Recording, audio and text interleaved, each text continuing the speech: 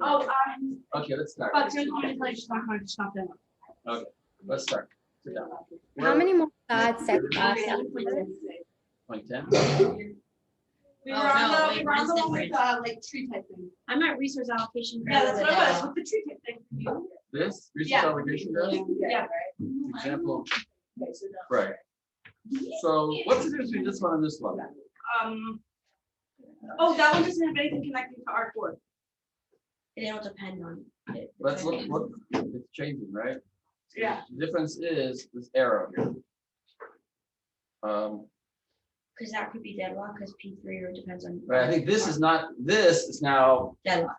right now what's going on is that, we said this. That, right, everyone sees why this, notice the difference? We just added a line. Why does that line make a problem?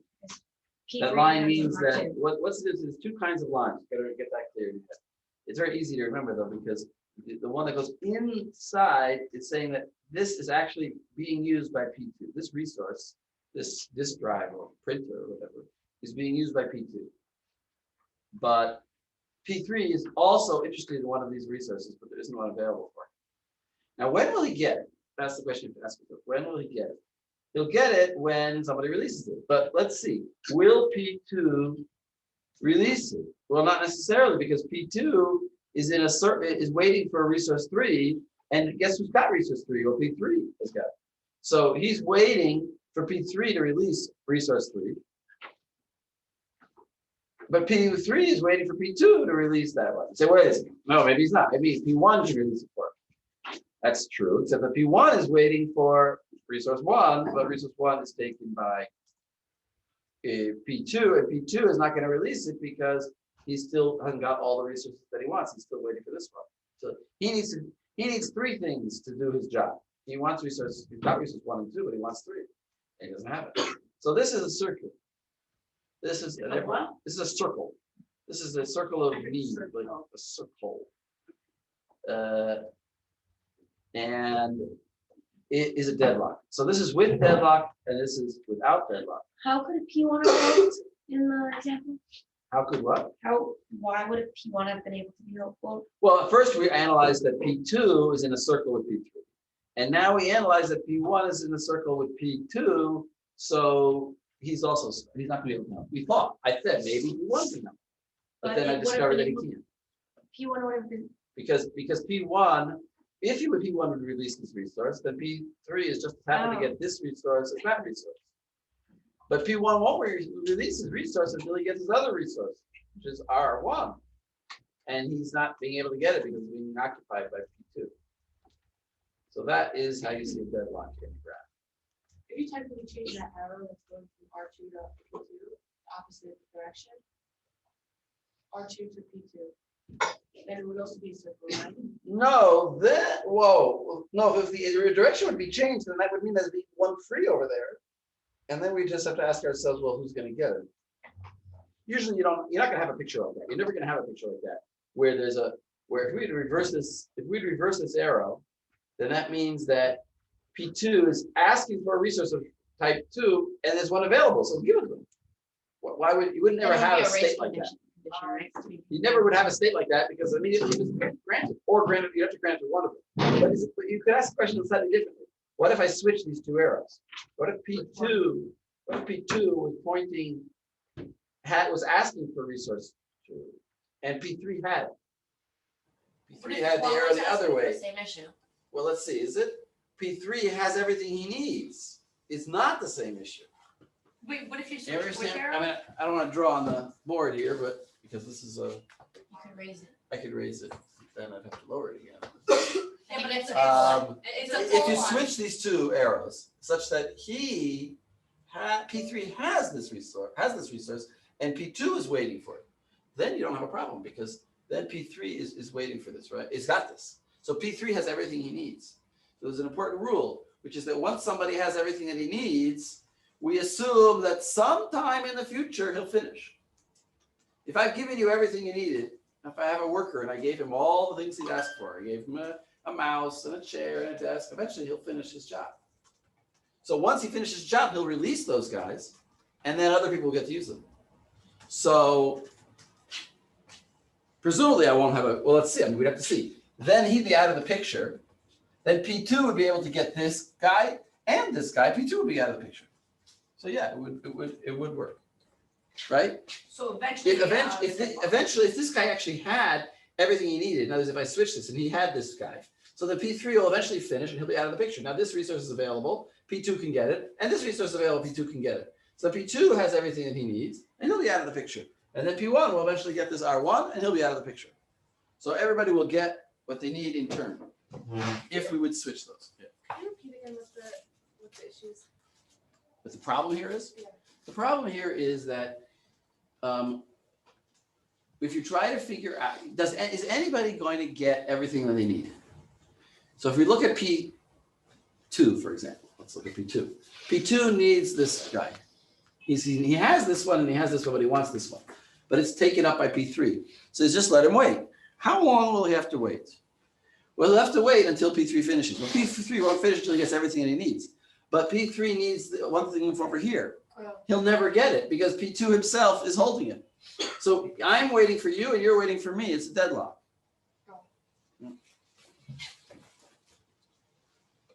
Okay. Here is this is a picture of a graph with a cycle but no deadlock. Yeah, I changed the slides a little bit. I edited the slides. If you have the old version, I get rid of some. Maybe I changed them. I don't know. I edited them. So what do we have here? Why do we have a cycle? Well, it looks visually like a cycle, right? That's a circle.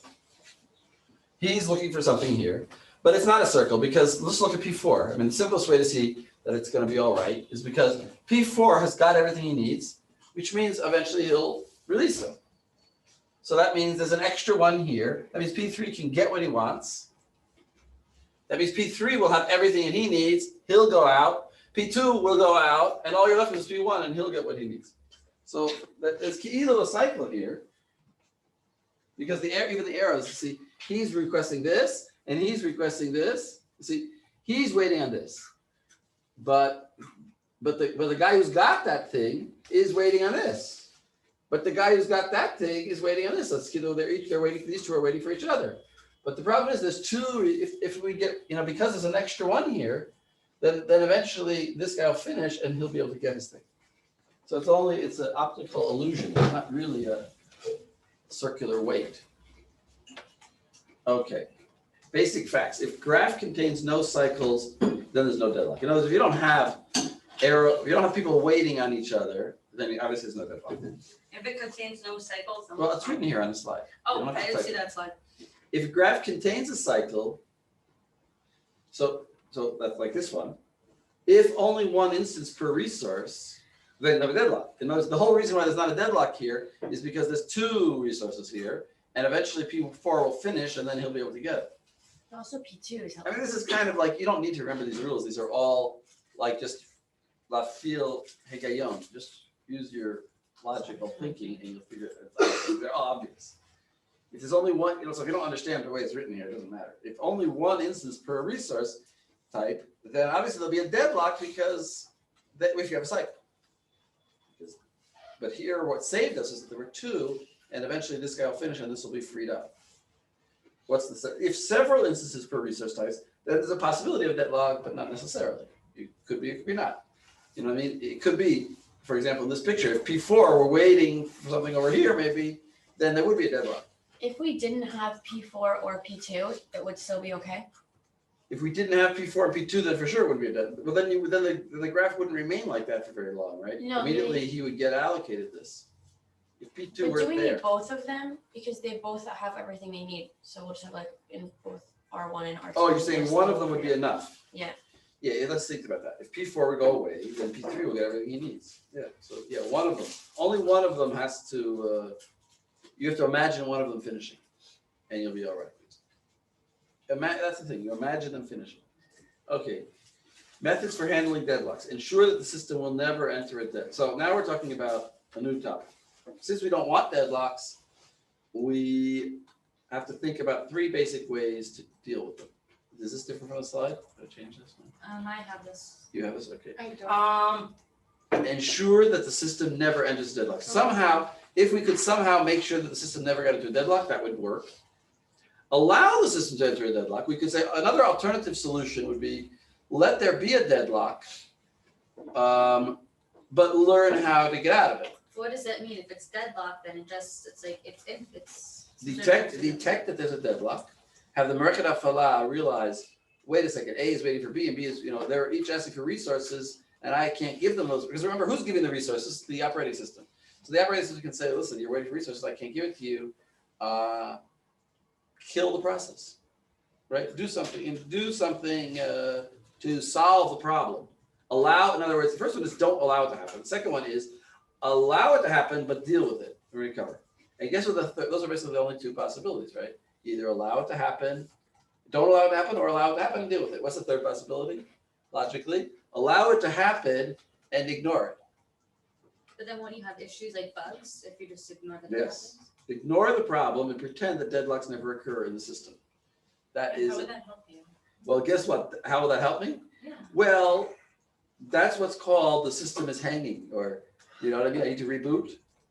When you're Make the user deal with the problem. just let the user reboot the computer. How often does it happen practically? Exactly. That is the exact question to ask. How often practically does this happen? Now, this is a very nice theoretic. We're learning the science of computers, not the practicality of computers. Scientifically speaking, this is a theoretical problem that could happen. Does it actually happen? Well, no. It doesn't really happen that much, especially if you have lots of resources. So the third solution is actually done by Windows and Unix, which is to just ignore it. Assume it doesn't happen. Because dealing with it is harder than, it takes up more energy from the operating system to try to deal with it than to just ignore it and hope it doesn't happen. And there's lots of things like that in the world. In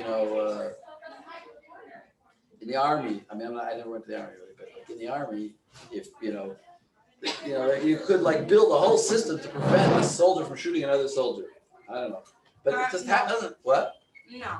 Whatever, you could probably go with a better example than I can. But there's Someone will always there- get shot. exactly, but you could say, It's true, my brother's best friend got shot in something that was made to be done to prevent. so they keep on building these systems to prevent the soldiers, and you have to check 3 times your bullet and this and that. I don't know, but sometimes or in a battle, you're gonna do the battle in a certain way so that to minimize the casualties, but it's gonna cost you other problems. Sometimes but they have an expression like that.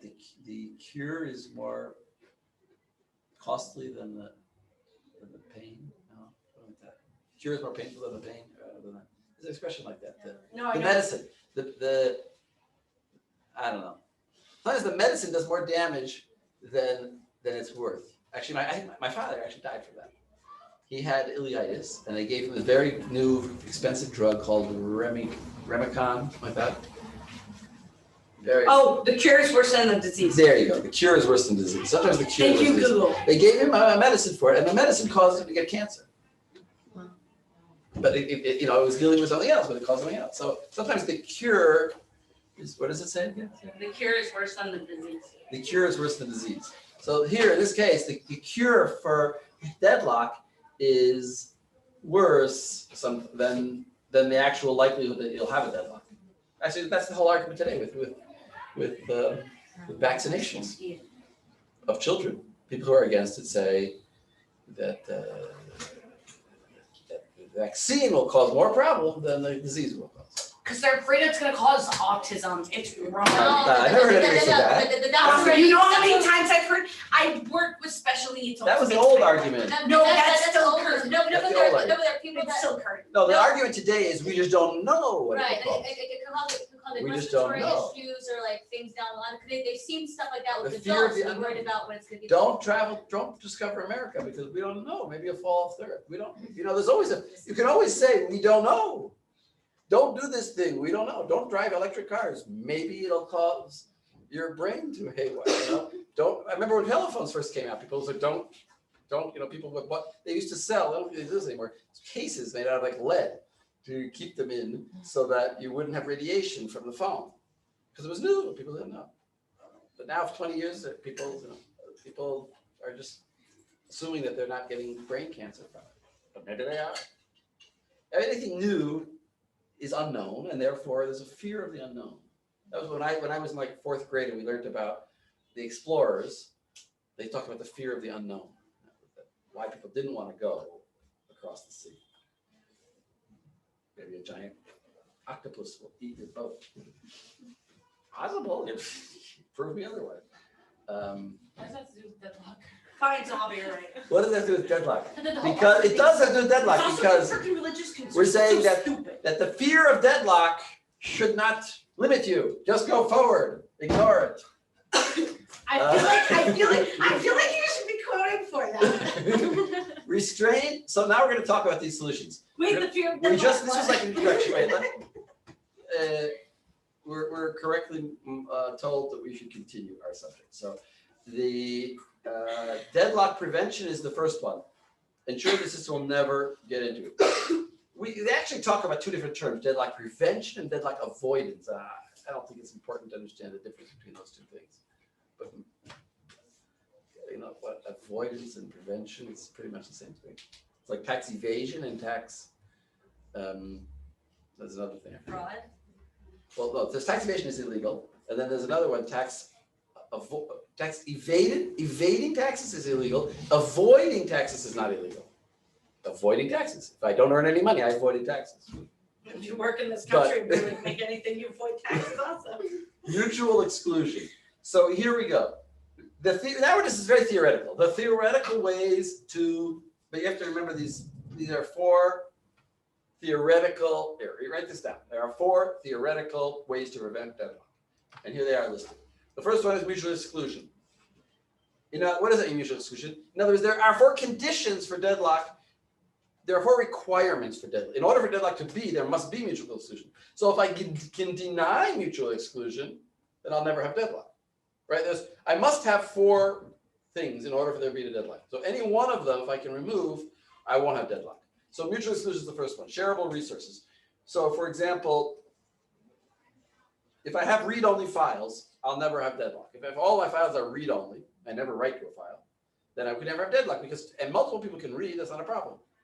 The only mutual exclusion is only when I have writable files, for example. Wait, I'm confused. All right, I'll say it again. If we can somehow guarantee that none of our resources require mutual exclusion, then we'll never have deadlocks with our resources. The only problem with that solution is that we can't guarantee that, we can't say all of our resources are shareable. Some of our resources actually require mutual exclusion. They're not all shareable.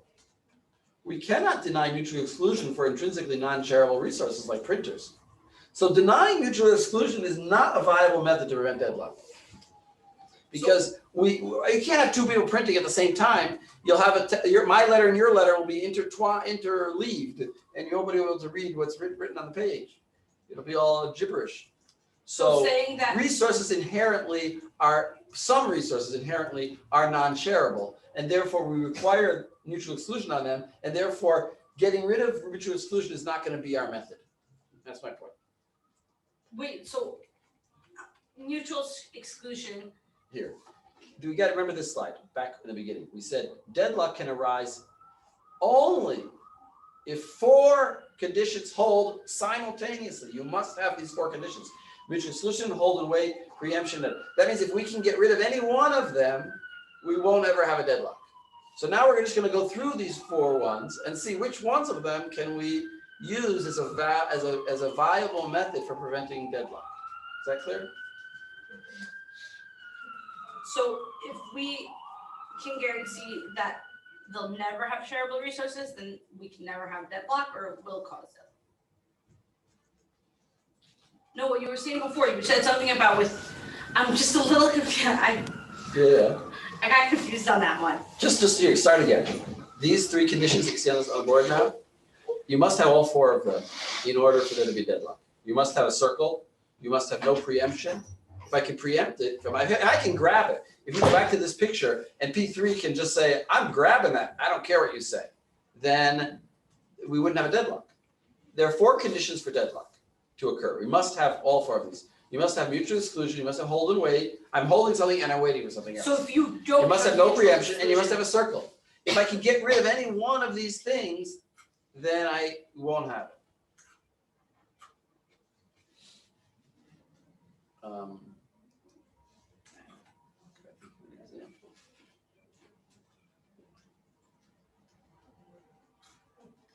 Okay, so we're just gonna, the book, this is the way the book writes it.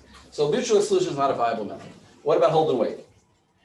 We must guarantee that whenever a process requests a resource, it does not hold any other resource. So that would also be a solution. If we could guarantee that if I'm waiting for a resource, I'm never going to be holding a resource, then we're okay. For example, here, why do we have deadlock? Because P3 is holding a resource of type 1, and he's waiting for a resource of type 2. If I said, if I would make a rule that says when P3 is waiting for a resource, he must drop any resources that he's carrying. He's carrying R1, make him drop it. In other words, I need a paper and a pencil to write, and you need a paper and a pencil. And I'm waiting for the pencil and you're waiting for the paper. There's only one of each. So what can we do? We can just say, well, if you're waiting for something, you must drop something. Okay, so how would we do that? So there's three solutions. There's three sub-solutions to this solution. Require processes to request and be allocated all its resources before it begins execution. And I call that all or nothing. In other words, give him all, either give him the paper and the pencil or give him nothing. When he's requesting, he has to tell me up front everything you need. What does that mean?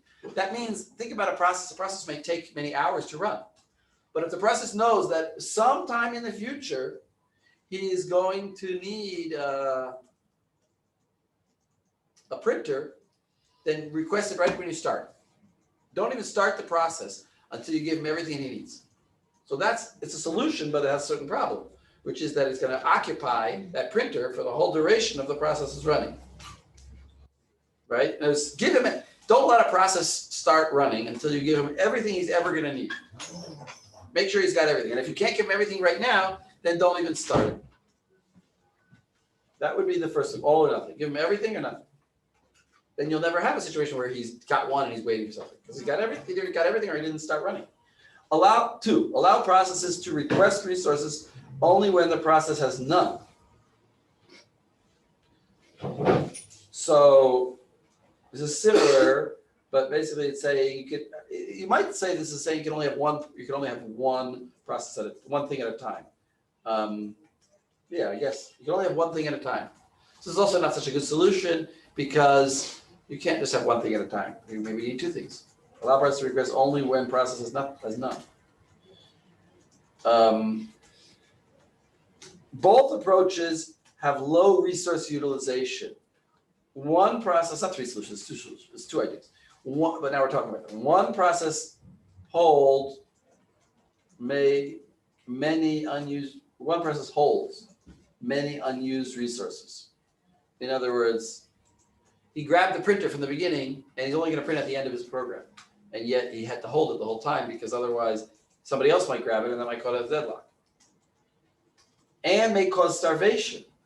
A process which needs many resources may never find them all available.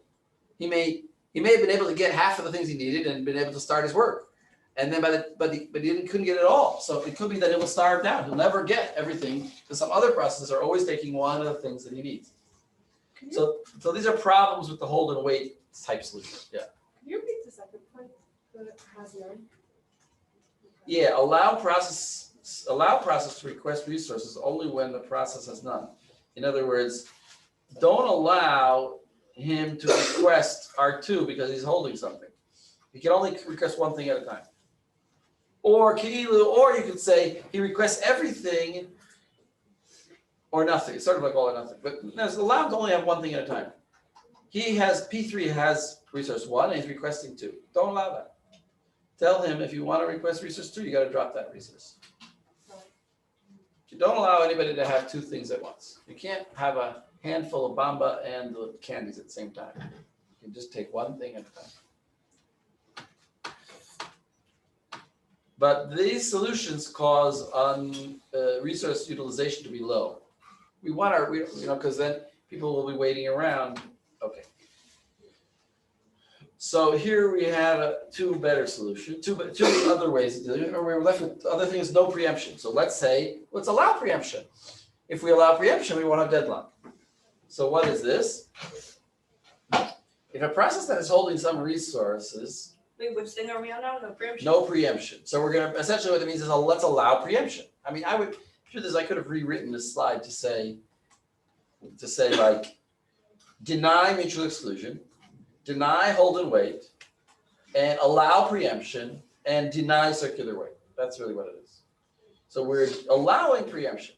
So now we're gonna talk about two different ways of doing this preemption. So imagine what preemption means. Preemption means that, for example, over here, P3 says, I am grabbing resource from P4. I don't care. You're in the middle of your work. I am taking the printer away from you and I'm gonna print, because otherwise there'll be a deadlock. Of course, this is problematic because, like, what is P4 supposed to do? He's in the middle of printing something. Now you took away the printer. Now you give it back to him. What is he supposed to do? Keep printing where he left off, but the page he wanted it on one page. You wanted that printout on one page, and now you grabbed it and did a line, did a page feed and started a new page. And now his letters are gonna be on two separate pages. It's not supposed to be like that. He's got to go back. How does he know where to go back to? So preemption, understand what I'm saying? Preemption has a certain problem to it. You understand what preemption? You can't just preempt a process. You stop it in the middle. How does it know where it was? When you start it up again, how are you going to know exactly what it was doing? So we have to think about that when we talk about preemption. So preemption, if a process that is holding some resources requests another resource that cannot be immediately allocated to it. So P3 is asking for something, and you can't give it to him. Then all the resources currently being held are released. So the first solution is to say like this. Let's go back to our picture here. Is this losing everybody? This is too theoretical. Yeah. This is theoretical. Well, here, look at I'm trying to show you a picture here. Look at the picture. Don't look at your computer. No. Look at my arrow here, my little arrow here. P3 has got, he's waiting for this, and he's in a deadlock. So what should we do? Simple. First idea says, if you're waiting for something and you can't get it immediately, then drop everything you've got. Let P3 release R1. Preempt himself, essentially. Turn himself off. Go back to the beginning. He tried to get, he got this, and now he tries to get this, he can't get it, he's waiting. Drop this resource. Well, if he drops this resource, that's gonna be great for P1. P1 will get it, P1 will finish, and when we restart P3 a little bit later, everything will work. So the first idea is to say, if I notice that I myself am in a deadlock, I'm waiting for something and I'm not getting it, then release all my other resources. Give back to the world. If I see that I'm no longer productive in the world, give back everything to the world. That's the first idea. That's called, I'm going the wrong way. That's this one. Then all the resources currently being held by me are released and restart only when the resources are available. Then the question is, when do I restart? How long do I wait to restart? I don't know, maybe the operating system will decide to restart me. He's going to stop me. Wait, I didn't stop myself, the operating system stopped me. So the operating system will restart him when the operating system sees that what he was asking for and what he gave up are all available. That's an important point. He doesn't stop himself, the operating system stops. So the process isn't preempting itself. It's It's the operating system. Yeah, I said it wrong before. The operating system is preempting the process that was the one that was waiting for. It's making him release all of his resources. The second solution is let's see what the second solution. If a process requests a resource held by another process. So I'm requesting something. If that process is waiting for a resource, we preempt the desired resource from the waiting process. Otherwise, we wait. So wait a second. So that means like this. P3 comes along and wants this thing. If that thing is being held by a process that's waiting, well, the P4 is not being waiting for anything. So I'm not going to preempt him. I'm not going to take his resource away from him. But P1, why shouldn't I take away from him? Anyway, he's waiting for something. He's anyway not being able to advance because he's waiting for this resource to become available. So I'm gonna choose my victim as the one, and as I'm not gonna, the operating system is not gonna say release everything that P3 is holding. It's gonna say release just the thing that P1 was holding that P3 needed. If P1 was holding lots of other things, I'm not gonna take it away from him. Just the one thing that he needed, because anyway, P1 is waiting. What will happen? P1 will eventually get resource 1, but he'll then say, wait a second, I don't have resource 2 anymore. So he'll re-request resource 2, and either he'll get it or he won't. But when we restart him, we'll have given his resource to P3, and then he'll have to restart and re-request that thing that he lost. You can't just leave him without his resource forever. He'll have to re-request it.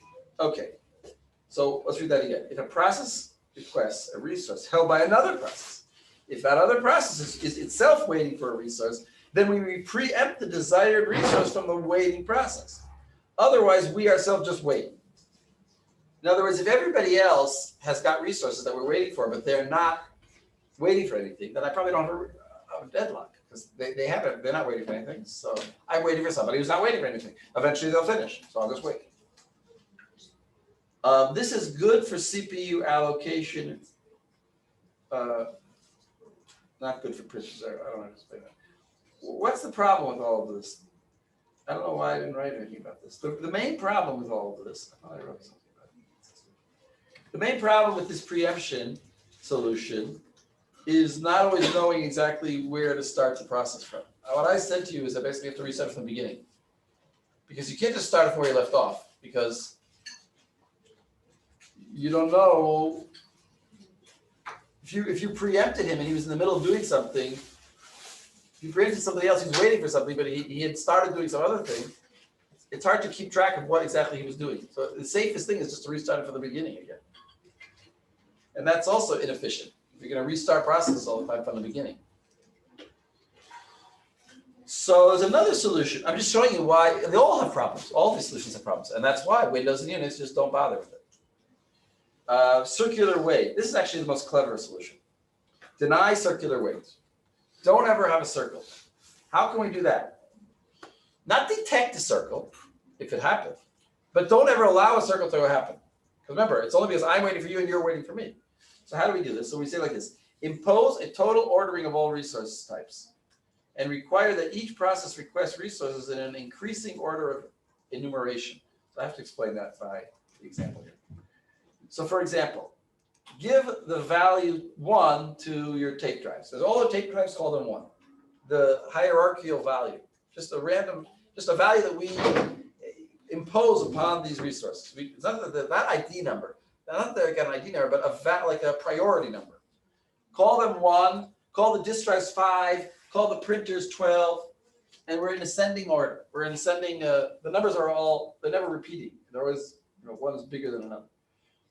A process requiring so let's say, so remember we said impose a hierarchical, what did I say? Impose a total ordering of resources.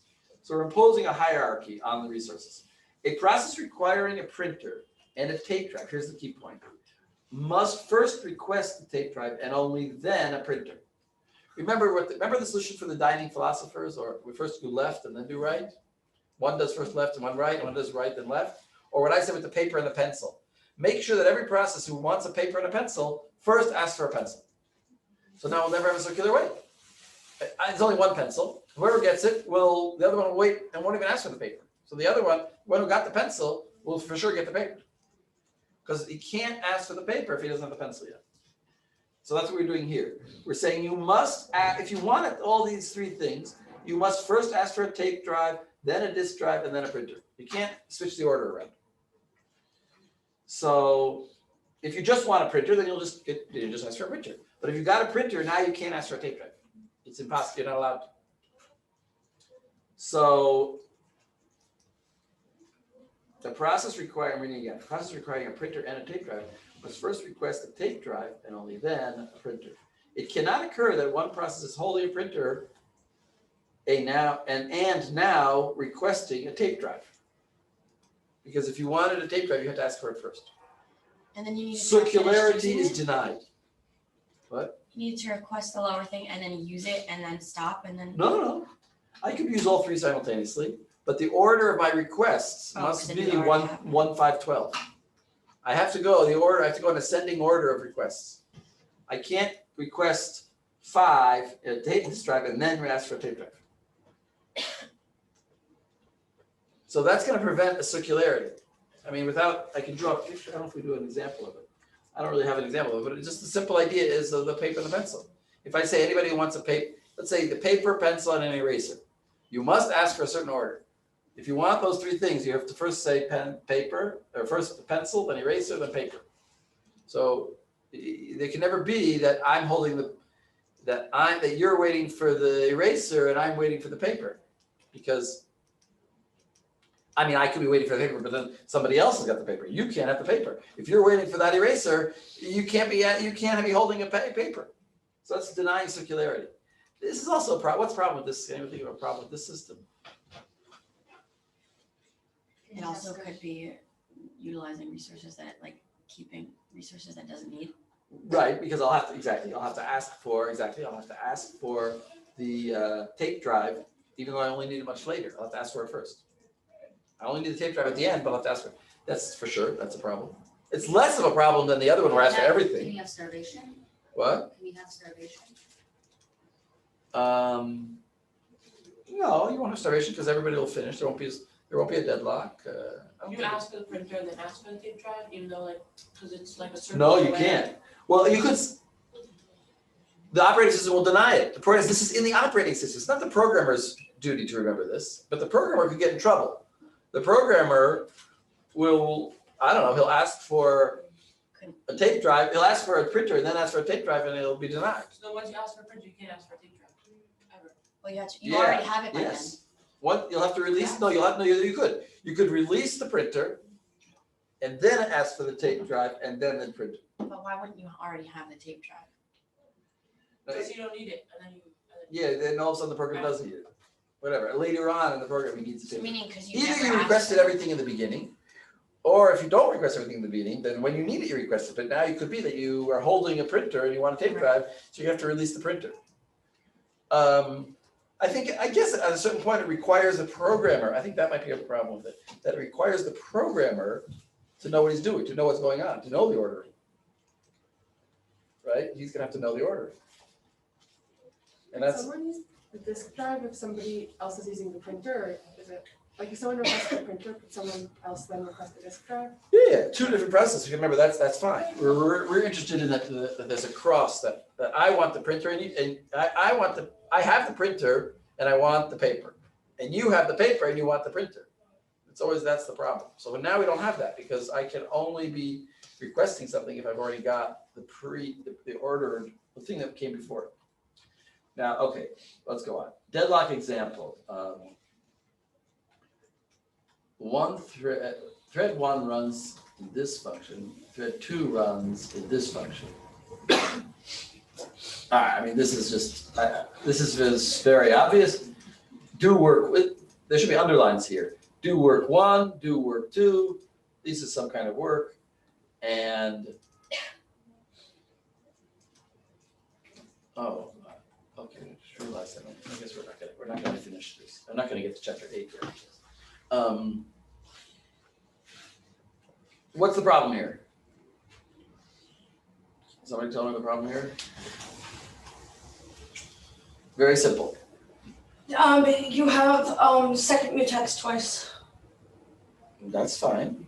No, the opposite, because the first one is locking the first mutex, while the second one is locking the second mutex at the same time, Right. but then it gets to the second line and. Right, so the first one notice wants to here it says like this, I did some algorithm in order to do critical section.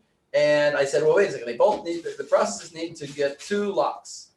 But I did the order, by mistake, I wrote the orders different. One is first, second, one is second, first. So it could happen that I get first and he gets second, and now I'm waiting for second and I never get it, and he's waiting for first. Here a programmer created a deadlock. You see that? That is a deadlock. So the problem is that, The programmer did his mutexes in a way that causes a deadlock. so the problem is that the second mutex is being unlocked before the first mutex is even being unlocked. No, the problem is that the one process, remember there's 2 different processes here. Problem is that one process is Both processes want both mutexes. And each one grabbed a different one and is waiting for the other. They should have both grabbed the same one first. We should have had a total ordering of resources. In this case, the resource is the mutex itself.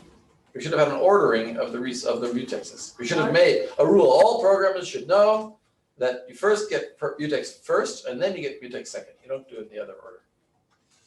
Because they run, the two threads run simultaneously. Yeah, two reds sounds right, exactly. Two reds run two reds run simultaneously. Okay.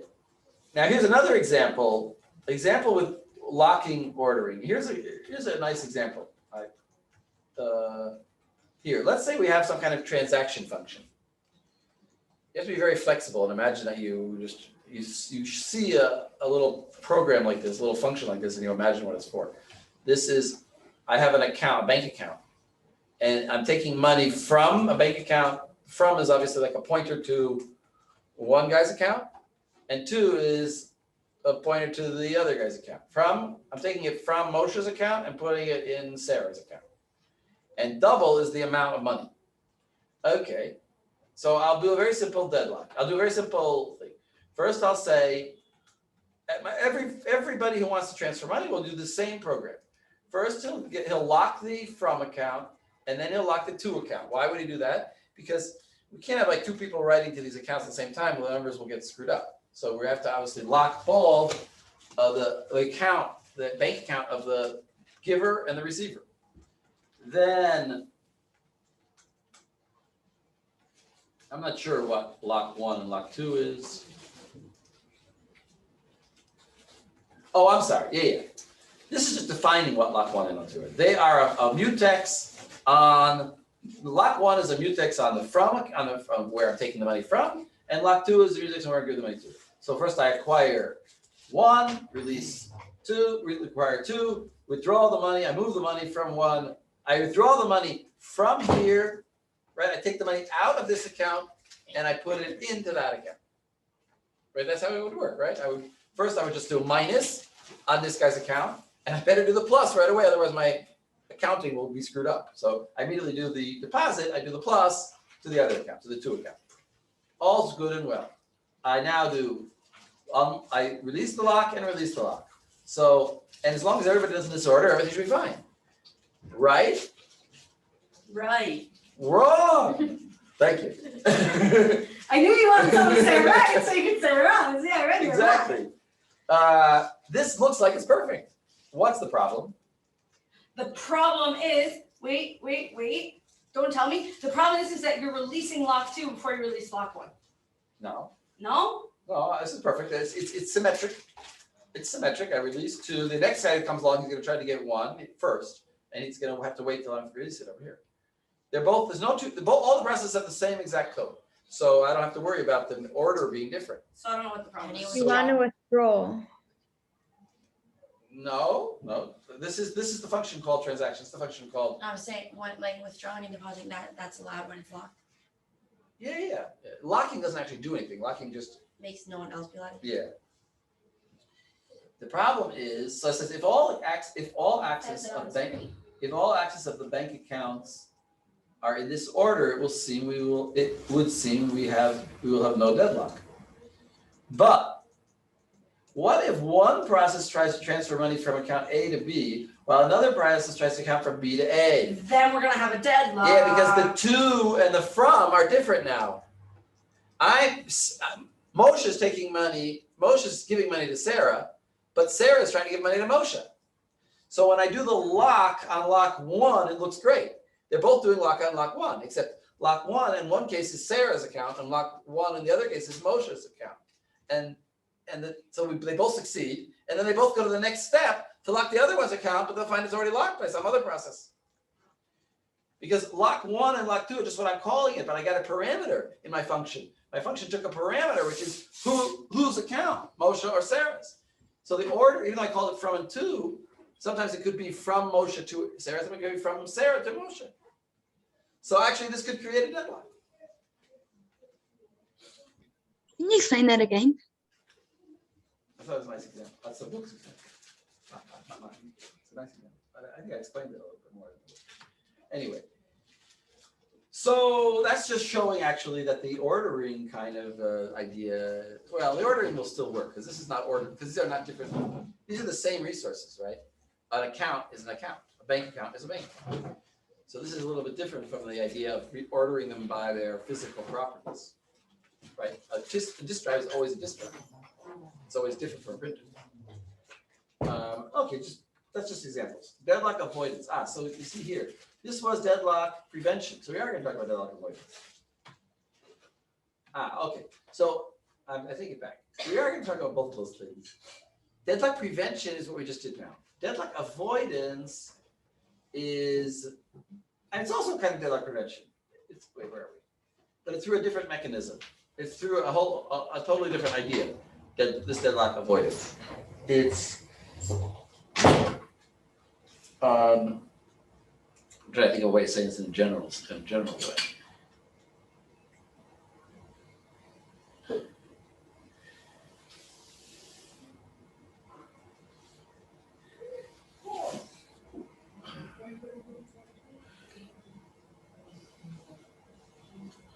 I'm not sure why it's called. Well, I'm not sure why it's different from prevention. I'm unclear exactly. But anyway, we're going to see. We're going to basically learn something called the banker's algorithm. So that's the main thing that we're going to learn today. But we'll start slowly with it. This is basically just another way of avoiding deadlocks. The other one was preventing, because if we, this way will also prevent a deadlock if we do it properly. Anyway, let's see. Requires that the system has some additional a priori information available in advance. What is a priori? A priori is Latin, means lechatchila. That's what it means. It means from before, a priori, before we get started. In other words, I somehow know information before everything gets started. So the simplest and most useful model requires that each process declare the maximum number of resources of each type that it may need. Well, that's kind of like what we were saying by the all or nothing. Tell me what you're going to need throughout your whole process. The deadlock avoidance algorithm dynamically examines the resource allocation state to ensure there can never be a circular wait condition.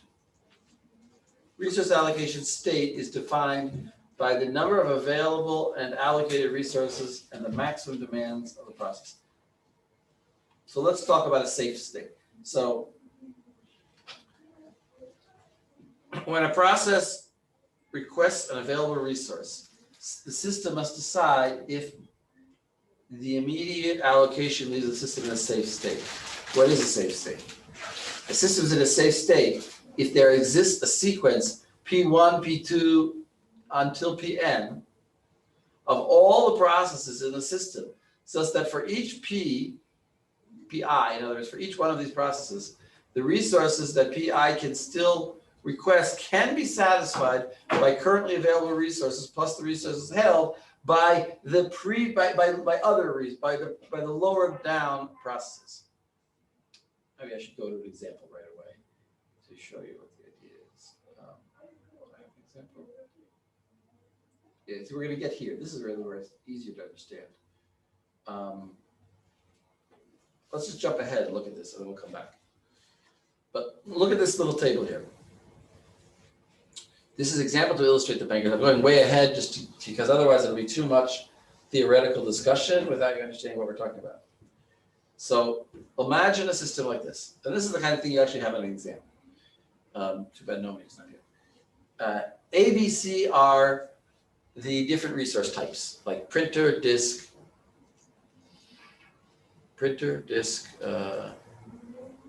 tape drive.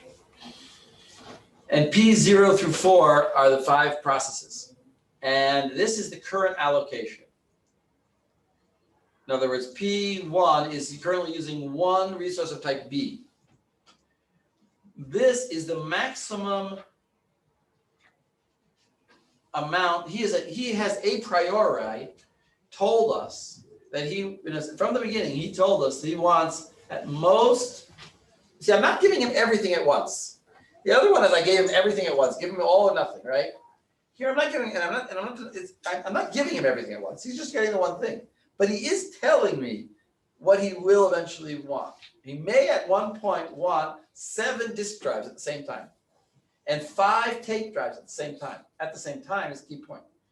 And 3 printers at the same time. That's the most he'll ever want at the same time. Right now, he only wants 1 little tape drive. But these are his maximum, and so too P2. Each of these ones tells me what his maximum needs are. Now, Maximum arbitrary? no, it's what he tells us. It's what the process. It's may or will. Well, he's reserving that right. It's irrelevant whether it's may or will. So It that plans- will be allocated. From no our matter what. perspective, we have to guarantee, why is it called the banker's algorithm? Because it's like in a teller's drawer, she has to keep $100 bills, $20 bills, $50 bills. And it's true that if everybody would come and take all their money, she might have nothing left for the last guy. But but that's not gonna happen. Well, it's sort of like that. We wanna have these different resources and have enough so that any request that comes, I can fulfill it.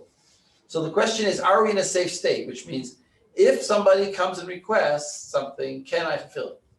So, wait, for example, here. So 5 processes, 3 resource types. How could there be? 10 instances. Let's see if that makes sense. I said that there are 10 instances. Why is that? Let's count them up. 2 is 5. 7. 3 more is 10. Available means what's left over. What's in the drawer? This is essentially what's in the teller's drawer. She's got 3 of these, and 2 of these. Now B, I said 5 instances. 1, 2, and there's 3 left over. C is 2, 3, 5, and there's 7, so there's 2 left over. And the max is what they're possibly going to ask for. So the question is,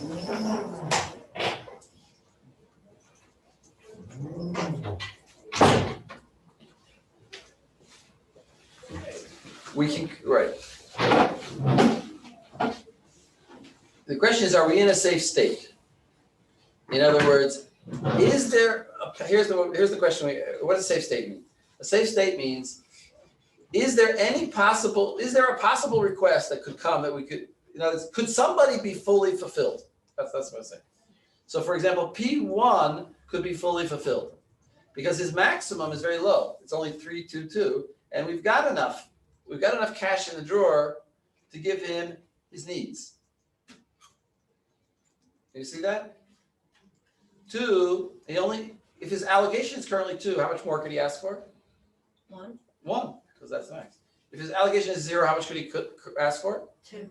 2, and 0 again, he could ask for 2. And we've got that over here. We've got 1, and we got 3, so we certainly have 1, and we have 3, certainly have 2, and 2 is 2.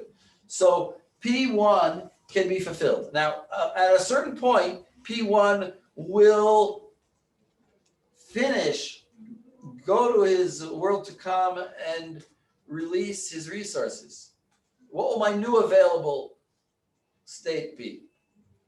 My new available, if P1 comes along and requests his stuff, I give it to him. Now,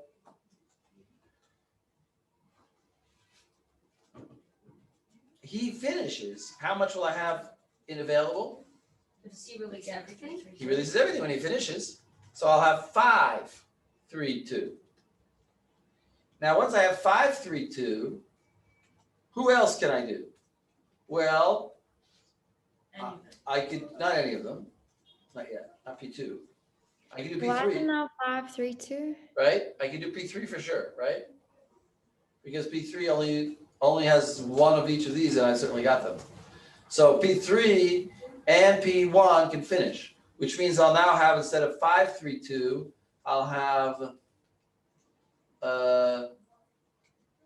7, 4, 3.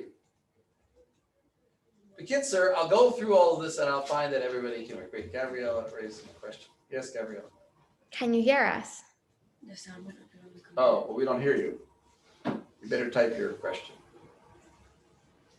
Mm. We don't hear you. You gotta type. I have a question. So wait a second. So this is just a second. This is a safe state. So what's an unsafe state? An unsafe state would be, for example, if I'd already allocated some, it could be that after I give, wait, if you give him, in other words, if P0, let's say like this, if P0 comes along and says, give me, wait, we got a question.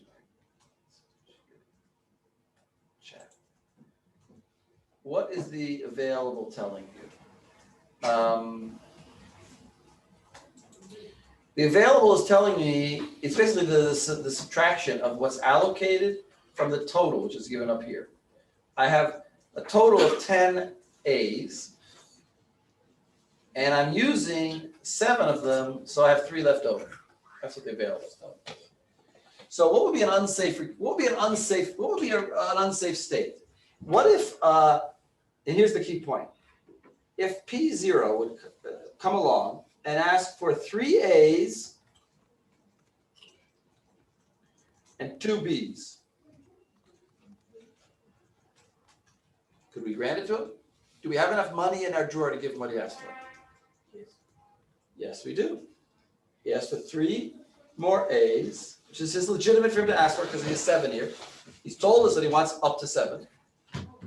And he asked for 2 more B's. Well, that's also under his 5.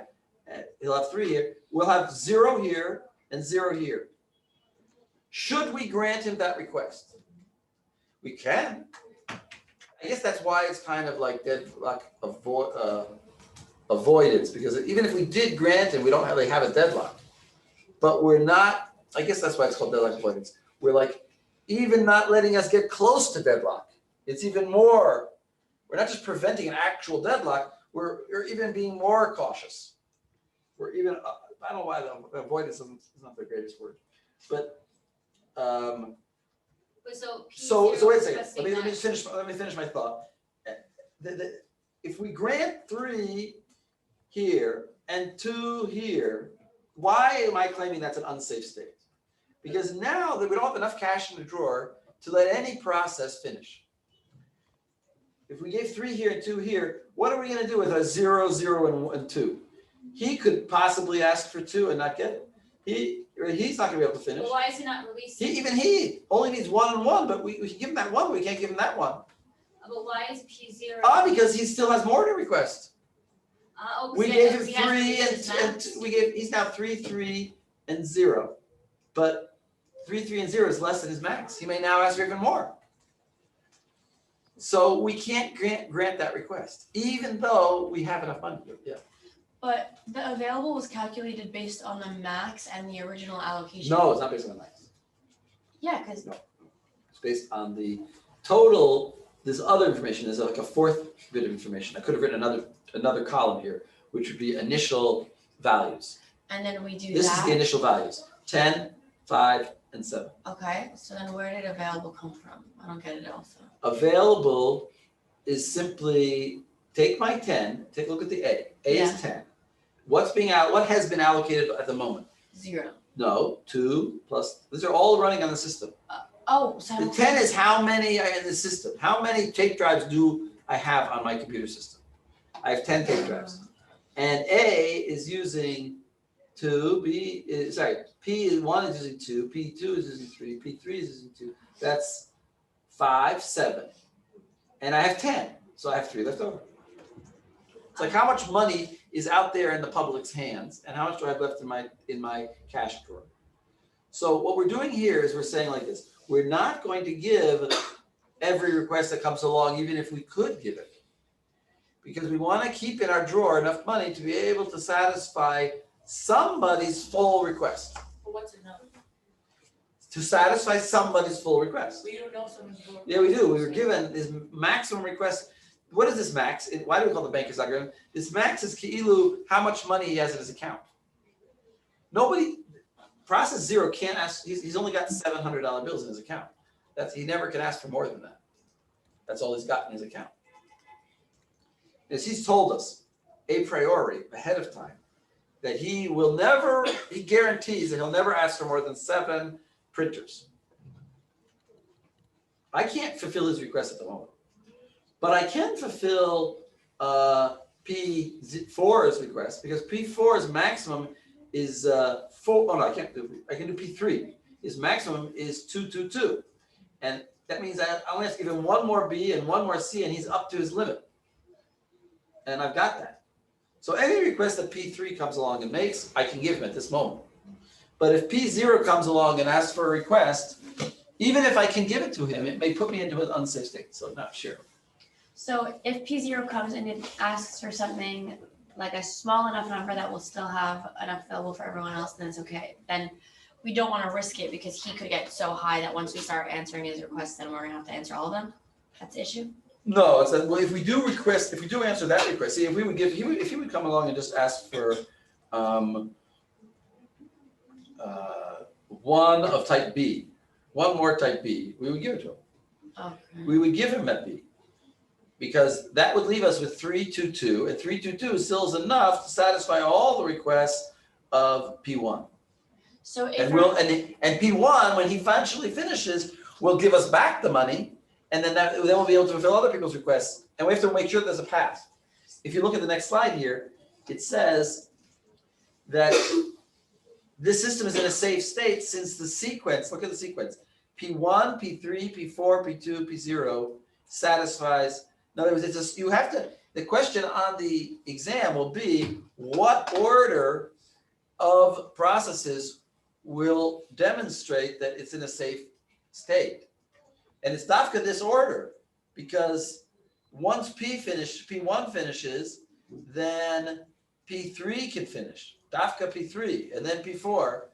And it's you can't just say, well, once one guy finishes, then the whole system works. Because that one guy could maybe release only a small amount of resources.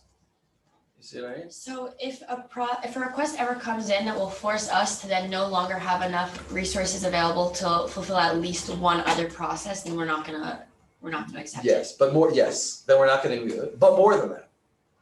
Once we found one that won't, if we find that right on the first level, we can't fulfill.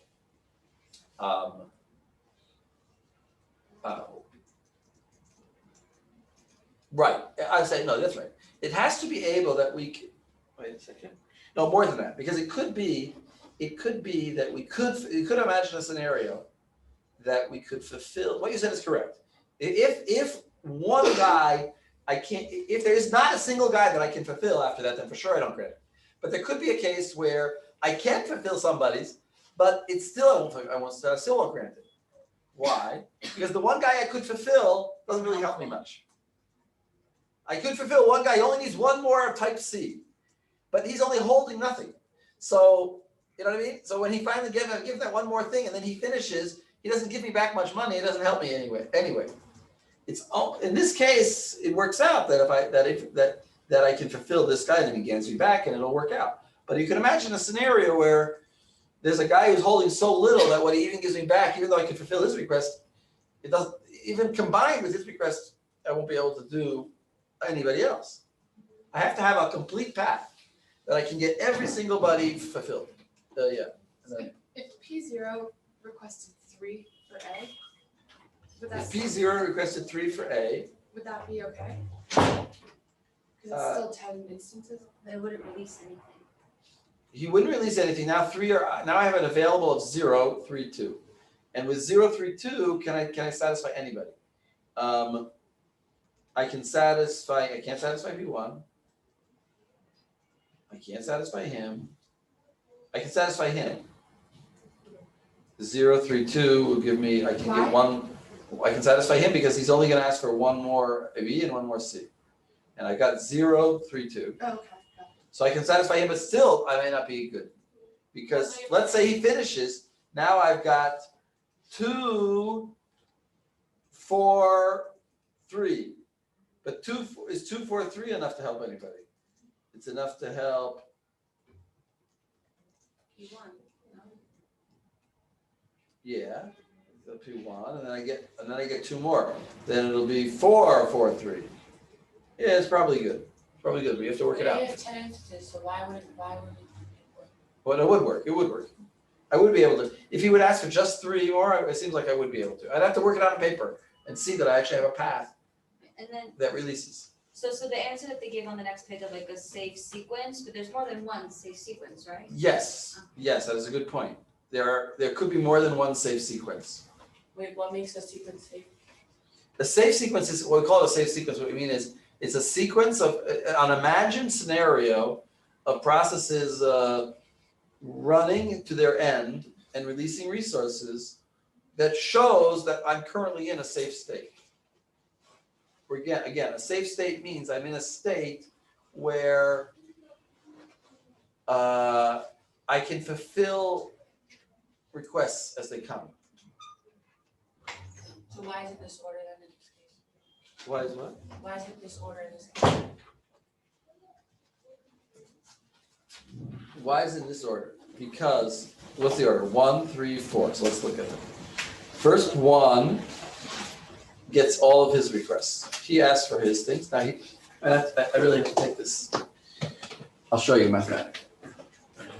No, it's a pull it. Oh, it is a poem?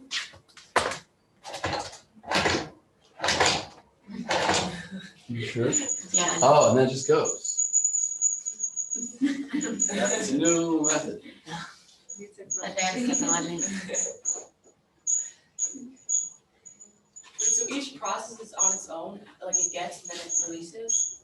It's not like one big system. I was doing it all in my head, and it's not fair to you guys. So what do you mean it's not one system? It's one system. What? But is it in the way that like each process it's getting what it wants and then it's releasing it and the next process goes, as opposed to it's getting what it wants, it doesn't release it until the system is finished. So all the processes get what they want. Here, I'll do it the way he does it. What he does is he adds another column called need. Need is the potential needs that he could have in the future in another column. So for example, P1's needs are, he's using 0, but he could ask for 7, so it's 7, 4, 3. P2's needs are 1, 2, 2. P2's needs are 6, 0, 0. P3's needs are 0, 1, 1. Everyone sees what I'm doing? Yeah. Based on his possible max, this is how much he needs. And P4, his needs are 4, 3, 1. Those are the needs. Now, the question is, we have this available. This is our key. What order will work? So basically, there's no one solution. You just grab one process and you see if it works. You may have to try every process first. But it could use your intuition here and say, well, let me take somebody that for sure I know I can get him through the system. Like P3. I can satisfy. So P3 is not a good choice. Oh, P3. Yeah, P3 is okay. Yeah, we can start with P3. Let's start with P3. That's not what the book did. Let's start with P3 and show that that's probably going to work also. P3 this is the state right now. And the question is, are we safe? Are we in a safe state? That is our question. What's the difference between need and allocation? Allocation is current, you can call it like this, current allocation. It's what need is potential. Oh, okay. Potential need, right? It's what I might need. And this is the current allocation. So let's say P3. So P3, well, we can definitely satisfy his requests because he's only going to ask his needs is 1, 1, and that fits into this. So if he got his request, if he came along and asked for everything, he asked, give me all my money. And then we gave it to him, and then he dropped dead because he finished. And now we took the money and put it back in our drawer. So now we're going to get this back. So we're going to get plus 2, 1, 1. We're going to have 5, 4, 3. And he's out of the picture. So we did P3 is our order. Our order is P3. Now, well, let's take P1. Or we could do, let's do P4. Let's do P4. P4 I think is going to work because his needs are 4, 3, 3, and that's less. So P4 we could do, and then we're going to add a 2, 0, 0, 2, and we're going to get 5, 4, 5. Right?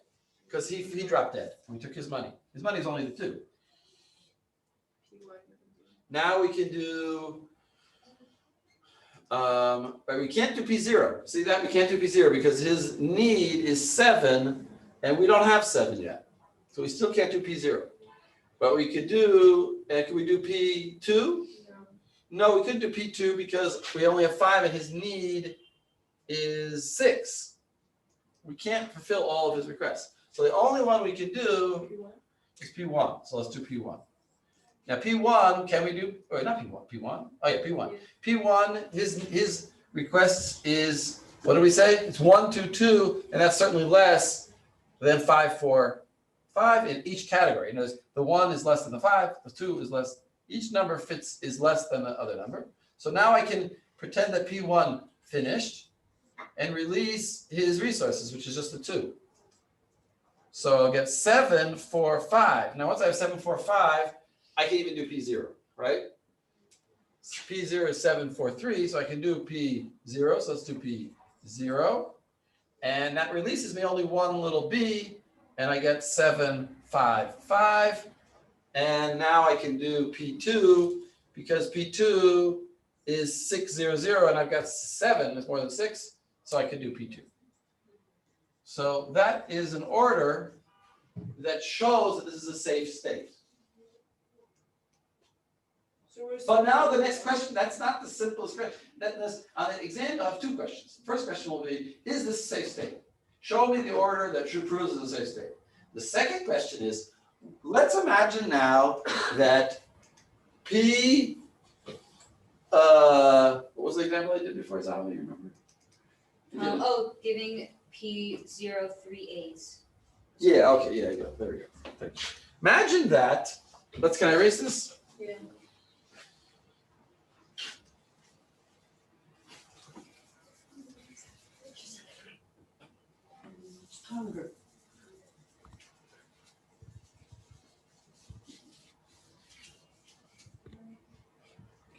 Yeah, they can see me at home, I guess, right?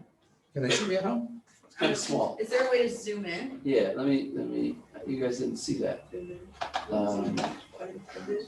Stop share. Ha ha ha ha. That's actually. Oh, I'm not in a share. You are. I am? No, he's not sharing. No, you're not sharing. So you can see the screen. I'm not sharing? So what are you guys seeing? No, you see this, You see the board?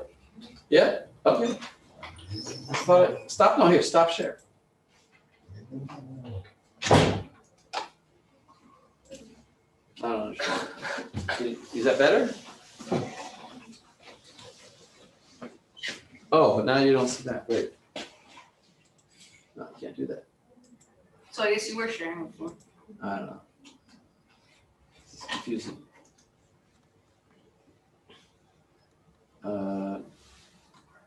Whatever. All right. Well, the girls at home will have to, the girls here will have to help the girls at home. Oh, we're in a different slide.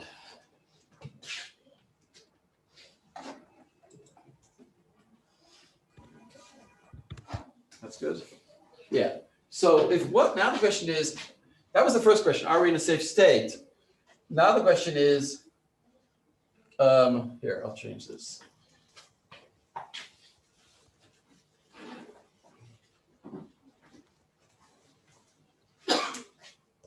Can we grant P0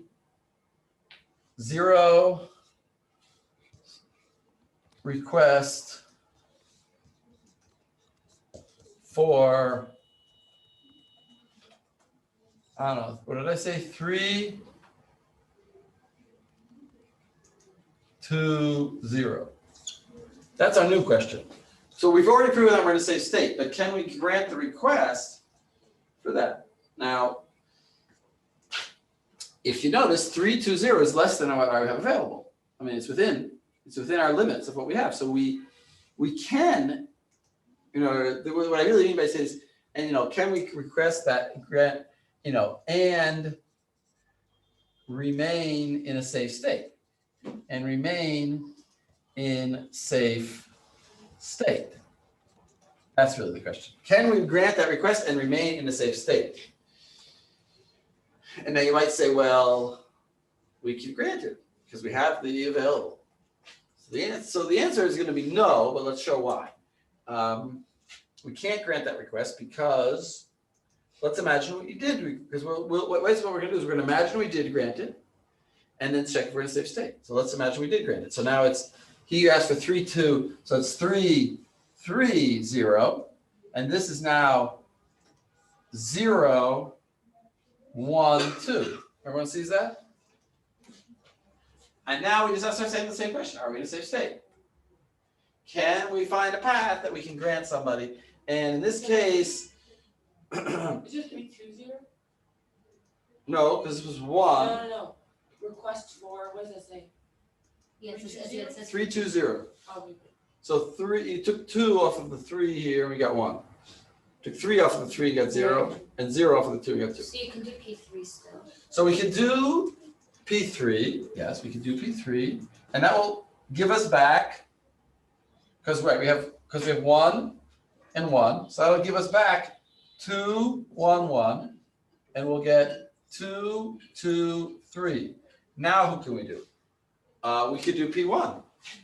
So let's write down P3, now P1. P1 we can do, right? Because he can only ask for 2, 2. So P1, and we'll release back 2. Now it's 4, 2, 3. And then now you're stuck. So we did P1 and we did this one. Who can we do now? Well, we can't do P2 because his need is 6. Can't do P1. What can we do P1? His need changed actually. I should have changed that, right? Is no longer 7, it's now 4. Because we gave him already 3. And it's no longer 4, it's 2. So you could do So we could do P0. We could do P0. So now we're going to release ourselves 3, 3, 0 and get 7, 5, 3. Maybe we are in a safe state.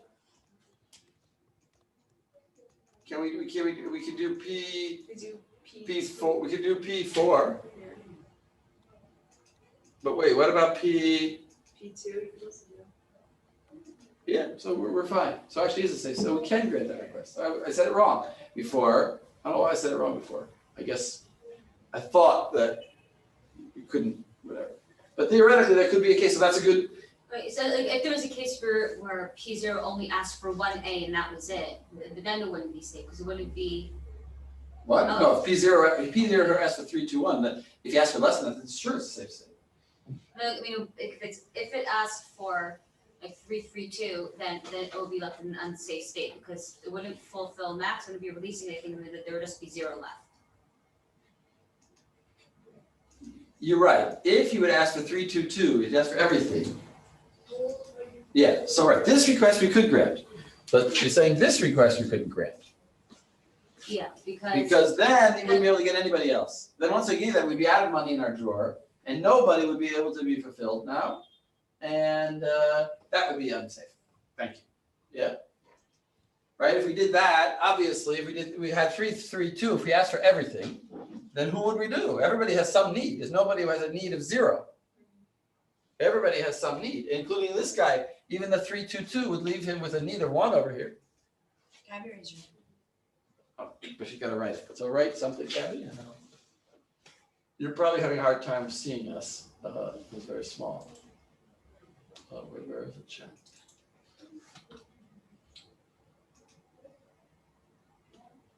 We could see everything before. Oh, okay. Did you add 3 to 0 to 1, 0, 1, 0 to get 3? Yes, I think yes, I did. Yes, you are following correctly. Okay, So that's the idea. That's the idea of just checking out, why is this called, so help me with my problem. My problem is, why is this called avoidance and not prevention? That's my problem. This is avoidance, right? We did before prevention. Why is this different from prevention? Prevention, we were actually, it was like more, we were just preventing it from happening. Here, it's like avoiding is like even more, being more careful. It really shouldn't be called avoidance. It's called like, and it's like zihirut yetera. It's like not even getting close to, can we think of a better word for it? I think prevention is because you're not even allowing an option to come, like you're, Prevention is for sure never gonna before happen. anything happens, there's not even like a worry of maybe making a wrong decision. Because the way it's set up is that it can never go wrong. Well, that's if the hierarchical one, in the hierarchical one, you're right, but what about in the, if we just do preemption? We're letting it happen. Right, then, I don't know. But then here it's like, Right. it's just up to us, I guess the OS to make the right decisions. But like it could be that you're gonna run into an issue. Right. Well, no, you're not going to though, because you're going to follow this algorithm. You're not going to. I think, no, I like yeah, I hear what you're saying. Look, but I want to think of another term for it. Maybe is it avoidance? You know, it's like what about, now I just go back. It's like we're distancing ourselves from, we're distancing ourselves. That's why it's avoidance. Like we're staying away from being, it's like Isser Yichud. We're staying away from this dangerous situation. We're not even, it's not that we're not going to have that thing. We're just going to get it. We're keeping ourselves further away from the actual problem because we have money in the drawer. We're maintaining money in the drawer. We don't have any, we have one of each type. We can't possibly have, if we have one of A, one of B, and one of C, we can't possibly have a deadlock, right? And yet we're still not going to give people money.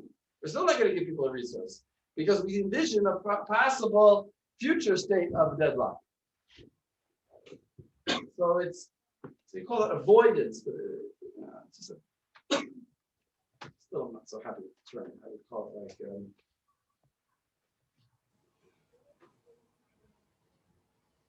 I don't know, fear. So wait, where were we? So now we have to go back. That was the final, that's the goal where we're going. But now I want to just give you what the slides show, which is like the theoretical part of this.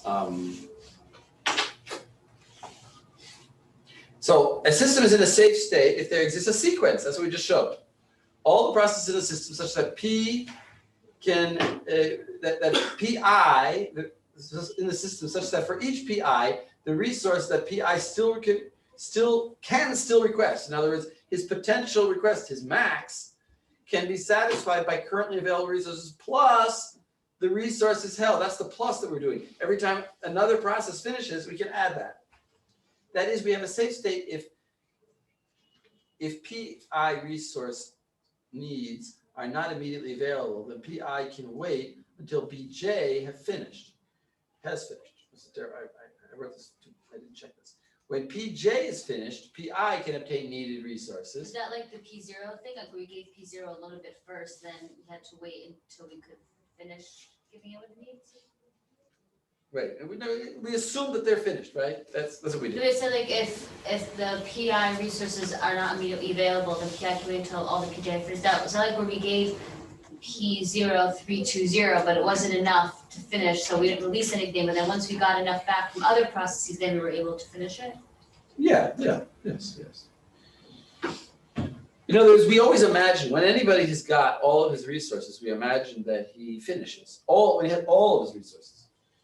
When PJ is finished, PI can obtain the needed resources, execute, return allocated resources, and terminate. That's that steps. That each one gets back. When PI terminates, PI plus one can obtain its needed resources, and so on. That's the process that we just did now. If a system is in the safe state, then there can be no deadlocks.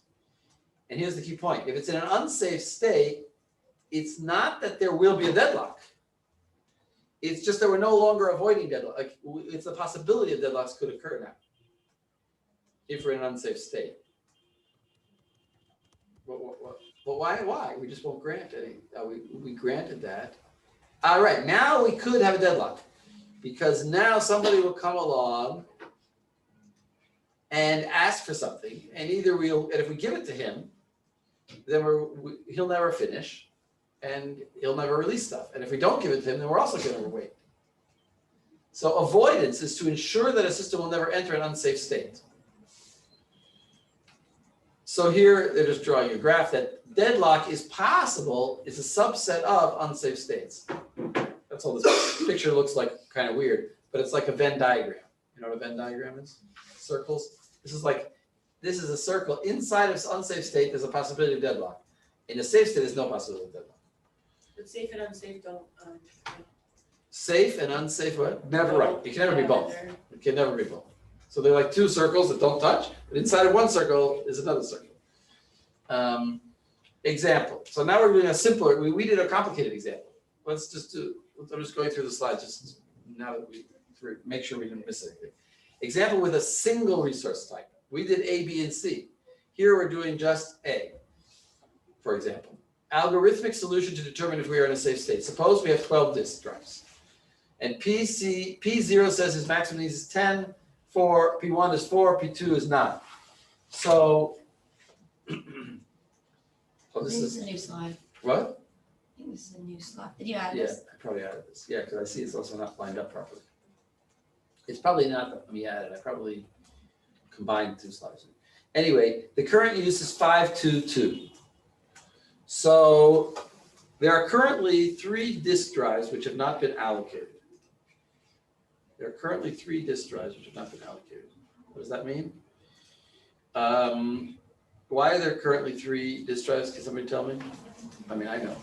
I do know, actually, despite the tone of my voice. Why are there 3 disk drives currently available? This current use is 522. Max use is 1049. Because they haven't gotten to their maths. Well, how did I get the number 3?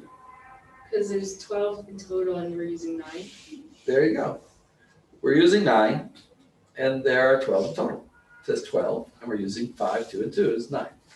There are currently 3 disk drives available which have not been allocated. Is there a scenario in which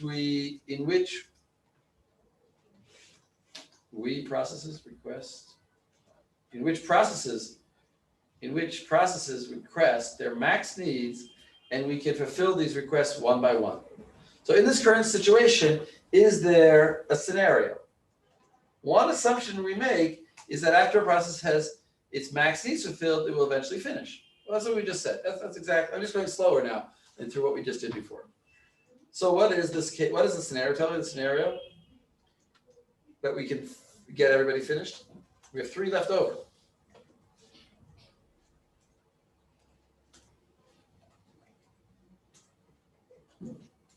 P2?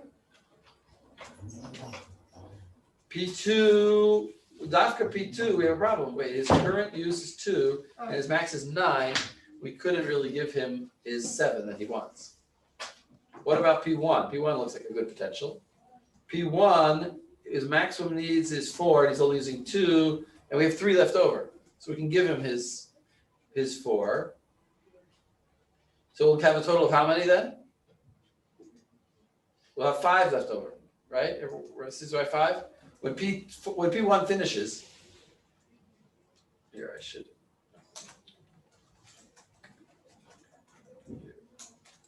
Oh, I guess in the conversion, when I converted it.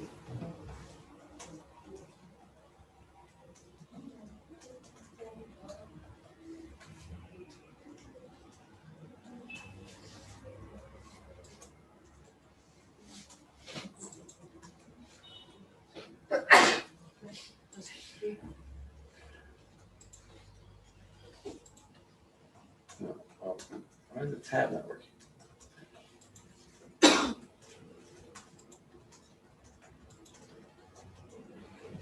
There, that looks better.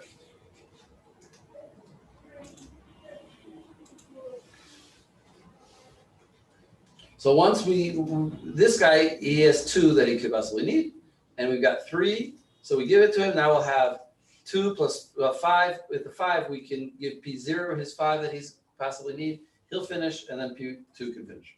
So this is a safe state. If P2 is allocated, this is not in your slides? This is not mine, this is from the book though, it's from the slides. If P2 is allocated 1 more disk, will we be in a safe state still? If P2 is given 1 more disk, so now we only have 2 left. Will we be in a safe state? So because you're only giving it 1 more, but it needs 7 more. No. Oh, it needs 7 more, right? Yeah. So because you're only giving it 1 He more. didn't finish, so then we can't assume he finished. Right. So we're stuck, so we just lost 1, so it's as though we only have 2 now. But then you could give P1. But we can still give P1 his 2, and P1 will finish, and then how many will we have? No, his current use is 2, we gave him 2 more, then he finished, how much will we have? 4. Is 4 gonna help us with anything? No. Hello, Bunny? I mean, Ready to fix myself. 4 is not gonna help us. 4 is not gonna help us because we need 5, so we're in an unsafe state. So if P2 is allocated 1 more disk, no, we will not be in a safe state. If not, what should we have done when P2 requested 1 more disk? What should we have done? He requested, poor P2 came along and said, can I have 1 more disk? And we have 3 available, what are we gonna say to him? No. No, we're gonna say to him, no. Because if we give you that, you could be in a deadlock. So what's gonna happen, actually? Wait a second. So why does this help us? Aren't we in a deadlock now? So he's now not getting his request? It will be a deadlock no matter what. Wait, but we're not, explain to me why we're not in deadlock. We're not in deadlock. But we are, and we'll always, What? right? If we only have 3 extra, so now we save those 3, we don't give them to P2. Right, And then we give 2 to P1, and then he finishes, and they give us that 4. right. So now we have. We have a way, We have 5. Oh, and then and we're okay. we're, all right, okay. So we're not in a deadlock, but my point is like this, my question is like this. But the fact that we said to P2, no, we're not giving you a disk. Why don't we call that a deadlock? Isn't that a deadlock? I mean, this is a stupid question, but I just want you to go through the process of answering. We're not stuck even if we don't give it to him because we could do someone else. Right, we're not in a deadlock. It's true, so I want to say like this. It is true that P2 is waiting around, but it's just like a normal wait. A deadlock is not is waiting. A deadlock is infinite waiting. It's waiting where we can never get out of it. Because I'm waiting for you and you're waiting for me. Here we have P1 we're denying him his request, but we'll eventually give him his request, because eventually everybody else will finish and we'll get it. So it's not a deadlock, it's just he's in a waiting state. There's a difference between waiting and being in deadlock. So what we're doing, so let's think about it like this. Let me say the following sentence. We are sacrificing, we're forcing P2 to wait when he doesn't really need to wait. We could give it to him. We're forcing him to wait, even though we got available stuff, because we're so much afraid of deadlock that we don't want to possibly get into a deadlock situation. So we're going to deny him access. It's like we come to the bank and we say, can I have a $20 bill? And the woman says, no, but I see in the drawer you have one. I can't give it to you.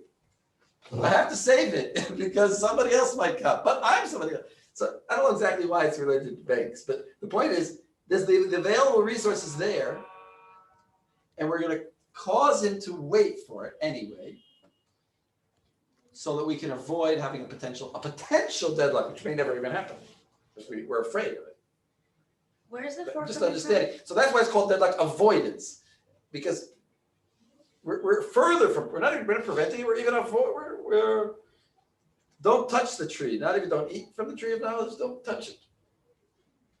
Yeah. Where's the, if we gave P2 another drive, then why are we having 4? If we gave P2 another drive, then we'll have 2 left over. We'll be able to do P1, right? Because his possible Yeah. future needs is only 2. and then he'll finish. We'll have 4 outstanding. But Uh, 4 is not enough That's right. to help P0. P0 needs 5. And 4 is also not enough to help P2. Now we could grant, though, once P1 finished, we could then grant the 1 to P2. Because, So you have to do P1 and P2 instead of P2 then P1.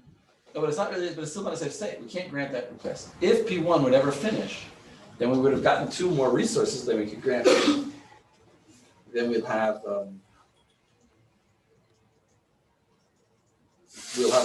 we'll have 7 available disks. We can give, whatever, anyway, let's go on. Is it being recorded, by any chance? Yes, Yeah. yes. We're good. Wait, if What? Thank you. Yeah. Okay, Class is over. class is over? no, 15 minutes. Okay, so let's go, we gotta go. We have questions, Shira? Yeah, it's okay. Okay, single instance so I wrote single instance of resource type, use a resource allocation graph. Is that what we just did? The research? No, this is the resource allocation. Sorry a second. Multiple instances of a resource type, use the banker's algorithm. So if we have only 1 disk and 1 printer and 1, then you can just use a graph. I don't know why is this in your slides? This is, Yes. yeah. So So what does that mean, 1 instance as opposed to like? in other words, if you only have 1 dot, you see here the R's have no dots in them? Okay. So for such a situation, I don't need to use the banker's algorithm. In other words, the banker's algorithm is where I have like multiple disks, I have multiple $20 bills, multiple 50, I have multiple of everything. When I have only 1 of each, then I can use a different system, which is this resource allocation graph, which is similar to what we saw before. Remember we saw this, this had requests, waiting, holding and waiting. This shows. This has more than 1, Yeah, because this is holding, this is a different thing. This is not this is holding and waiting. Now, this is something, this is, notice there's a dotted line here. What is the dotted line here? This also has holding and waiting. Notice R1 is being waited for by P2 and being held by P1, right? Remember the arrows, what they mean? P2 is waiting for R1 and P1 is holding it. That's in itself not a circular wave. But now what is this dotted line? The dotted line means they are requesting an available resource. R2 is available and it's being requested. Should we grant that request? That is the question. So you would grant it to P1 because P1 already provided its resources? Right, if we would,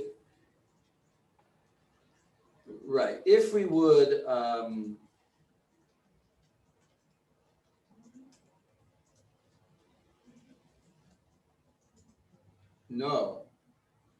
What? Oh. Right, if we're gonna grant it to P1, because then which way will the arrow go? It will If go we grant R2 to R1, which way will the arrow go? pointing towards. Towards P1. Towards P1, yeah. Towards P1, it'll be going up. So then we don't have a circle. 2 arrows are pointing in the same direction, and he's got an arrow pointing here. If we would grant it to P2, what would we get? We'd get him requesting, he'd be pointing to R2. He's requesting R2, he's holding R2, so the arrow would be pointing this way, and we'd have a cycle. We'd have a circle. So, but request by P2 for R2 can't be granted. That's what I wrote here. I can't grant this request. I can grant this request.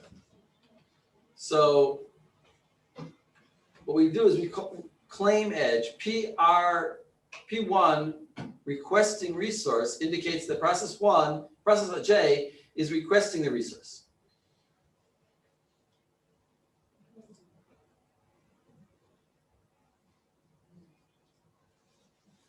But it's a dashed line. It's a dashed line and not a solid line we use for an actual request for a resource, which an actual, it's not a request, I should change that. It's actual wait for a resource, which calls blocking. That's a mistake. What's the difference between the dotted and the solid line?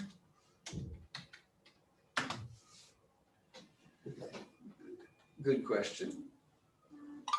The difference between a dotted and a dotted line means I am requesting it. A solid line means either I have it or I'm waiting for it. Waiting for it is not the same as requesting. Waiting for it means I've already requested it and I've been denied. The dotted line means I've requested it, and I'm now in the process, the operator is deciding whether to grant it or not to grant it. So that's why you see both of them have requested it, and yet it hasn't been granted to anybody yet. It's going to be granted to somebody. So we call that a claim edge. I claim it. I'm not waiting for it, but I'm claiming it. I'm requesting it. A claim edge converts a request edge. A claim edge converts to a request edge when a process requests a resource.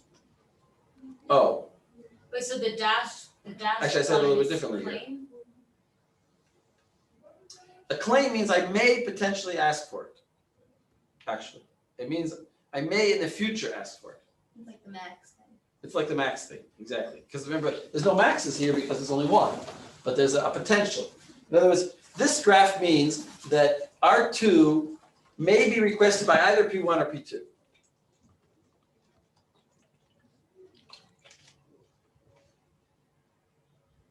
Here, it was granted to R2. In this picture. You see that? So that's so a claim edge becoming a requested edge is when it goes from being a dashed line to a solid line? Wait a second. A claim edge, let's again. Claim edge converts to a request edge when a process requests it. So when he requests it, it becomes a solid line like this. This is a request. This is a request edge. But when it's been assigned, it becomes, where is it? A request edge converts to an assignment edge when the resource is allocated to the process. So what's the difference between a request edge and an assignment edge? If the claimed edge is the dashed line, then the only other option is a solid line, so is that? No, because the direction. This is a request, this is a claim, this is a request, this is an assignment, right? This is just terminology here. This is an assignment. Because P1 is holding resource 1.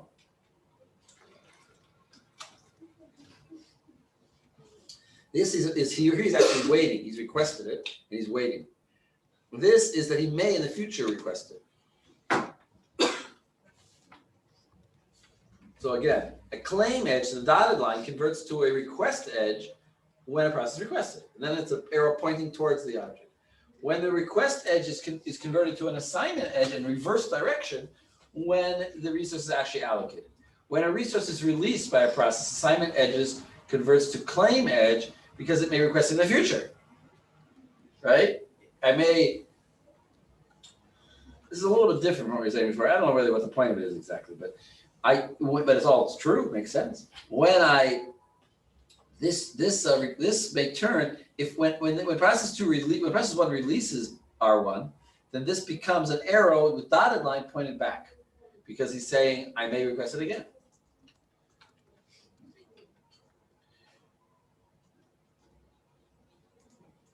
I think there might be questions in the chat.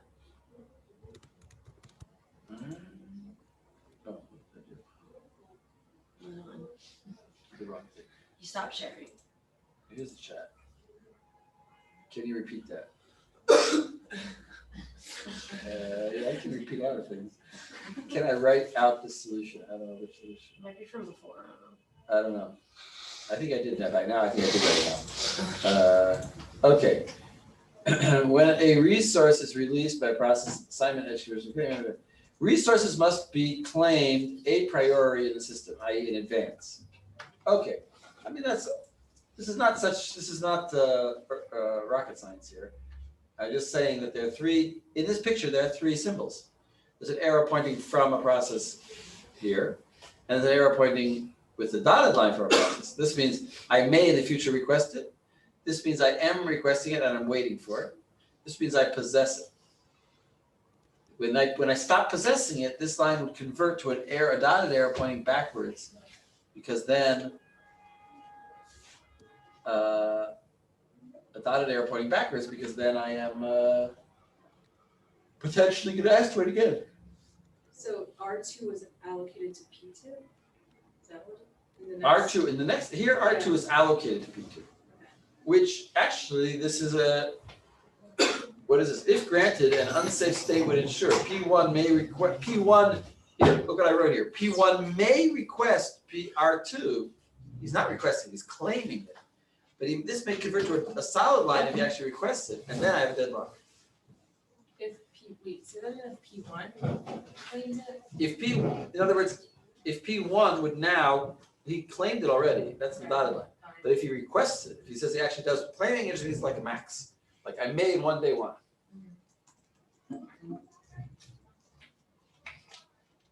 But here he's saying, if he actually says, give me R2 now, then I'll say no deadlock, because he's waiting for R2 and R2 is held by P2. And P2 is waiting for R1 and he's not getting it and he's holding it. So I got a deadlock. So in order to prevent deadlock, or in order to avoid deadlock, in this situation, I'm not going to grant this request. If he would come and request this, I can't let it turn to this situation. So I am not going to grant it. Because I'm going to imagine that I do grant it, and then if I see this circular situation, I'm not going to grant it. So that's again deadlock avoidance. It's further than prevention. Suppose that P1 requests resource J. Right. What did I say? Suppose that PI requests resource J. PI. Why did I write PI? It should be P1. But this doesn't make sense. There's two and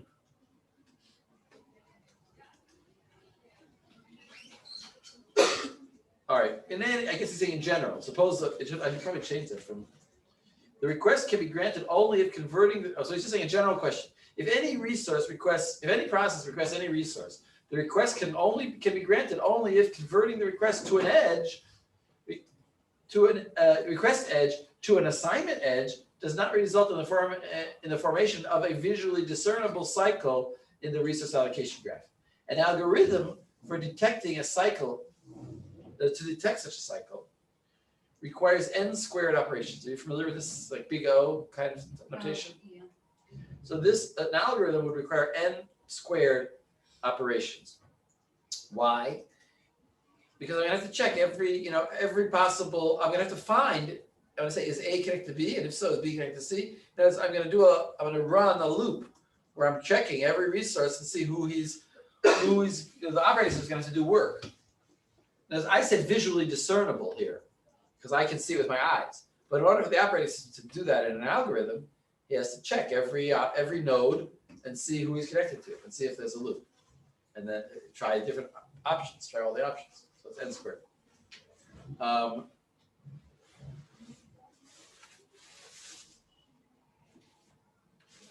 So we did this example. So that's all where we're talking about one resource. And we have this n squared algorithm.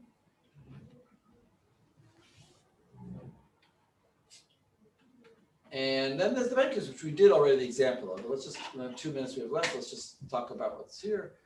A banker's algorithm is for multiple instances. Each process has an a priority claim maximum. When a process requests a resource, it may have to wait, even if that was the key point that I said at the end. You may have to wait, even though the resource is available. I see the $20 bill and I can't get it. You won't give it to me because I want to prevent the possibility of that. When a process gets all its resources, it must return them in a finite amount of time. That's an assumption. All processes eventually end. And then, we're trying to do this in like a mathematical way. So we say, let n be the number of processes and m be the number of resources. And we make available is a vector of length m. In other words, the number of resources available number n is the number of resources. No. M is the number of resources, but each M has in it a bunch of them. So if available J equals K, there's a total of K instances of resource type Rj in the system. In other words, what's K? K is the available of J. Now, what we're trying to write is this kind of statement: max of Ij. What we mean by that is, what do we mean by that? What's I and what's J? I is the process. Max for process I of resource J. That's all it's trying to say. It's just like a mathematical way of showing what we did already. This is saying max for process I of J. Because remember that P of I may request at most K instances, because that's the max, of resource type J. Everyone sees that? It's like needlessly confusing the way you're writing it here, but it's just a way of writing shorthand. Right? Theoretically, I could write a question on a test that would say what that would really mean. What is max I, I would just give it as max Ij equals 7. Max, or max. I'm not going to do it that way. But this is the idea. And then you have a matrix of n by j, because n is the number of processes. Because for every process, there's its own max. Anyway, we'll stop here. You can look at this slide again. I guess we'll start at that slide again, but it's kind of needlessly complicated. Once you got the algorithm you did, I'll try to upload. Hey, we're almost done with Deadlock.